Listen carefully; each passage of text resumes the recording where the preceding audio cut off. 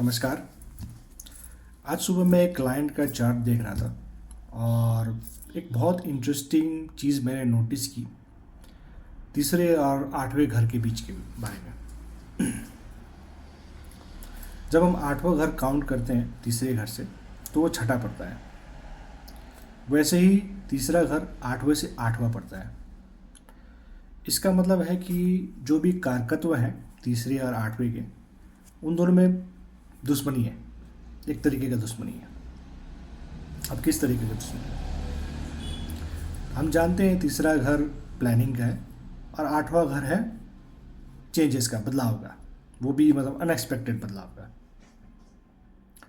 और प्लानिंग और बदलाव तो साथ में कभी चलते नहीं, उनकी दुश्मनी रहती है हमेशा। इसीलिए तीसरे और आठवां घर के कारकत्व में दुश्मनी चलती है।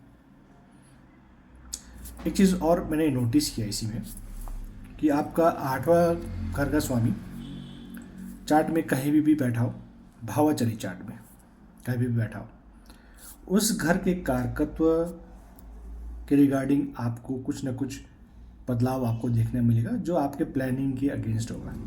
या जो आपने प्लान किया है वो प्लानिंग सक्सेस नहीं होगा, उस घर के कारकत्व रिगार्डिंग कुछ ऐसे अनएक्सपेक्टेड चेंज आएंगे आपके लाइफ में। जैसे मान लीजिए आपका आठवां का लॉर्ड पंचम में बैठा है, तो मिस कैरेज होने के चांसेस है, अनवांटेड प्रेगनेंसी होने के चांसेस है, क्योंकि अनप्लैंड है आठवां।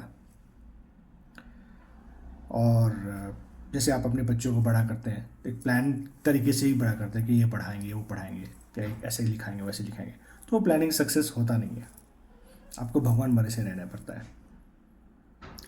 इसी तरह आठवें घर का मालिक मान लीजिए आपका चौथा में बैठता है, चौथा हो गया घर कंफर्ट्स, तो उसके घर कंफर्ट रिगार्डिंग आपके प्लानिंग सक्सेस नहीं होता है, क्योंकि वहाँ हमेशा आपके अनवांटेड अनएक्सपेक्टेड चेंजेस होते रहते हैं। इसी तरीके से आपका तीसरा का लॉर्ड जहाँ पे भी बैठेगा, आप उस घर के कारकत्व रिगार्डिंग प्लानिंग करते हैं हमेशा। अगर तीसरा स्वामी बलवान हुआ तो आपका प्लानिंग सक्सेसफुली होगा। जैसे मान लीजिए आपका तीसरा का लॉर्ड पंचम में बैठ गया, तो वहीं आप बच्चों के रिगार्डिंग प्लानिंग करेंगे, फैमिली प्लानिंग करेंगे, कैसे बड़े करना है प्लानिंग करेंगे। स्वामी अगर बलवान हुआ तो प्लान सक्सेसफुल भी होगा। लेकिन एक और चीज़ है कि अगर मान लीजिए तीसरा का स्वामी और आठवां का स्वामी साथ में किसी घर पे बैठ जाए, तो यहाँ पे जीतेगा कौन? आपका प्लानिंग सक्सेस होगा या अनएक्सपेक्टेड चेंज आएगा उस घर के कारकत्व रिगार्डिंग। तो यहाँ पे उत्तर जाता है कि आपका तीसरा और आठवां में से जो बलवान होगा, जिसका स्ट्रेंथ ज़्यादा होगा, डिग्निटी ज़्यादा होगा, वही जीतेगा। तीसरा आठवें से बलवान हुआ तो आपके प्लानिंग सक्सेसफुल होंगे, और आठवां अगर बलवान हुआ तीसरे से तो आपकी प्लानिंग सक्सेसफुल नहीं होगी। उस केस में आपको भगवान वाले से रहना पड़ेगा। ठीक है, तो यही एक इंटरेस्टिंग रिलेशनशिप है आपके तीसरे और आठवें घर के बीच में। अगर आपको कोई भी प्रश्न है तीसरे और आठवें घर के रिगार्डिंग, आप मुझे कमेंट करके पूछ सकते हैं।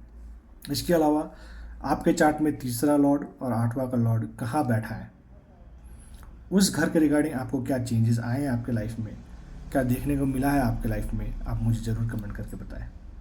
धन्यवाद।